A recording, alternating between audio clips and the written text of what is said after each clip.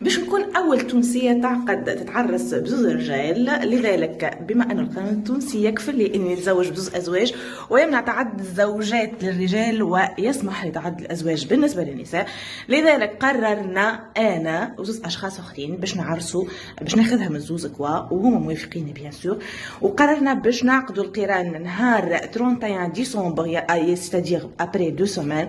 نستدعى أصحابي وأحبابي والعباد اللي تحبني والعباد اللي تفرح لي بيان سور، وبهذا سأكون أول امرأة تونسية تتزوج من رجلين في نفس الوقت. كم أنا سعيدة. ما تخافش حبيبتي، راهو العدل موجود، هم يعرفوا ما عليهم وأنا نعرف ما لي وما علي، وما كيف يعرفوا ما ليهم وما عليهم. لذلك ما تخافش عليهم عزيز قلبي، لأنهم باش يكونوا في عين واحد، في العين هذه والآخر في العين هذه، والآخرين ما نعرفش مازال، ولا خاطر مطالب العباد قاعد تكلم فيا وفكرة مزيانة، وعلاش ليه ما نعملوهاش احنا زايدة، وعلاش ما تكونش أنا نكون الزوجة الثالث والزوجة الرابعة اكسترا.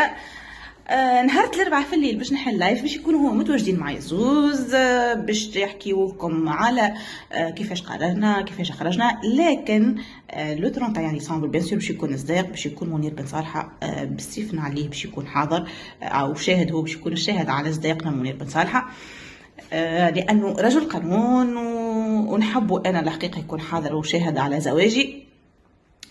وكهو نهار الاربعاء باش يكونوا تفاصيل حاضرين معايا، راهم زوز في اللايف، باش نسالوهم، باش اللي يحب يسال. ام بيان سور بتربيه، ما نحبش الكلام الزايد، ما نحبش قله الحياه. وناوي الاحضر تعرف يحكيوا لك على العدل وقداشني انا انسانه عادله.